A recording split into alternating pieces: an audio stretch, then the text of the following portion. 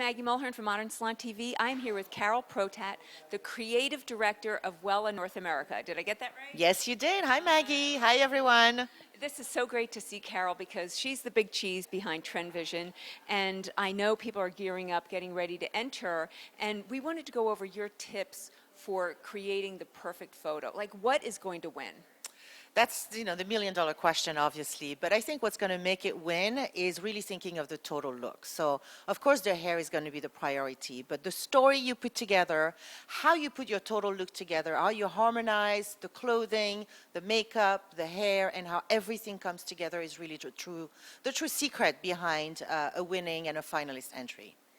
And what about the nitty-gritty? What about background, anything like that? Yeah, I think you want to keep focus on the hair. Sometimes if you have background that are too busy, too distracting, then you lose focus on what you want the judges to really see and appreciate. So I would say less is more for a lot of the things that we look when we look at hair, competition hair in particular. So I would say less is more. For background, you can have a little bit of color or you can have a little bit of texture, but don't overdo it. And what about selecting a model? Any tips with model selection? Models are going to make or break your entry. That's definitely the truth. So when you do the photo, I would say there's two different ways to look at this. One is for your photo entry. Your photo entry, you need to look at a great face. That's really going to help a lot. You need to look at bone structure. You need to think of how to apply the makeup, how the color will complement the skin color, etc., etc. So that's probably for your photo entry. If you're so lucky to be chosen as a finalist, once you get to the runway show, you can change your model actually, right? So you need to recreate the same hair, but I would say your model needs to have a great walk, they need to have a great attitude, because that's going to be another way the judges are going to be impressed by your work, on top of course, the hair that needs to be impeccable, but the model themselves are going to carry it and make it come alive. Does height matter? It helps. I'm not going to lie. Of course, it's not a mandatory thing, but when you have a model that is slender, that is tall, and that can walk on the catwalk, it makes a difference. And what about, back to the photography part, because we're going to go over the live. How do you find a great photographer? There's many great photographers. So I think, social media is a great way to get connected. Any photo or entries that you want to do, you need to be surrounded by amazing people.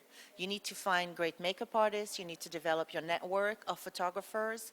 You can start with maybe going to the photography schools that are around you if you don't know a professional photographer, and do lots of test shoots. And this is how you build a little bit your network. With great makeup artists, some wardrobe stylists that can help you out as well. Go to fashion school and start networking that way. And that's how you build a little bit your team. Yeah, and one tip that I would have is make sure your photographer focuses on beauty. There's a lot of great fashion photographers out there, but beauty is very special, the lighting for beauty. It's very different when you shoot for a portrait or when you shoot for hair, right? Or when you shoot for nature or when you shoot for hair. So definitely the lighting has to be specific. You need to put the emphasis on the hair and the face, and that's what then the beauty comes alive. So definitely someone that looks into, and hair is even a separate topic, I would say, more than beauty. A lot of photographers can shoot great beauty shot, but don't necessarily know how to capture great color in hair. So you need to make sure that they understand what the focus of your picture is. Yeah, and you may have somebody who's a great wedding photographer, which is such a brilliant skill. And that doesn't mean they can't do great beauty, but make sure you look and examine his or her work and make sure that it is. Okay, let's talk about the live competition. What are your tips to winning or doing well during the live part of it? Following the rules is one of the important one. You will be judged when you do the live competition on, the day before when you apply your color. Wear the gloves when you apply the color. You could have a lot. I know it sounds maybe a little funny, but the judges, when they see you be either sloppy or not wearing gloves or having a messy station, that doesn't help you and that doesn't help your story as a professional. So I think these are little things, obviously, that are important. And I would say from an overall standpoint is just don't overthink it, right? If you got there in the first place, that means you did something right. And sometimes I feel like people get a little flustered when they get to the live competition and start changing their mind or second guessing themselves, and that's when they make mistakes. So stay with your guts, follow your intuition, and just keep it very simple. And rehearse. Do you have, Of course, you need to master the look that you've entered with, right? So you need to practice it. You need to make sure you can do it within the time that's allotted to you because it will be timed, right? Any competition, you don't have the entire day.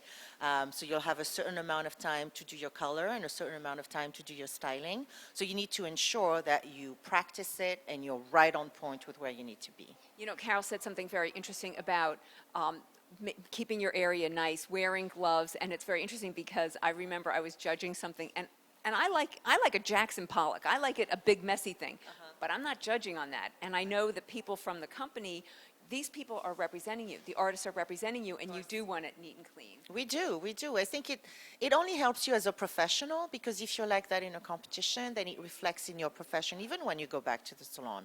If you're looking for another job, or how do you attract new clients in the salon, right? It's everything that goes around. It's not just the hair that you do. It's being a true professional, and that's a part of it. That's so interesting you say that because even though when I'm doing a photo shoot, I like the Jackson Pollock, when I'm getting my hair done, I want to go into some place where You want something neat, right? No, that's true. I think it's elevates your experience as a client and as a customer. And the most important thing is to have a great time. But you said that. Totally. Well, but we always do, don't we? Yeah? We try to always have a good time. Yeah, for sure.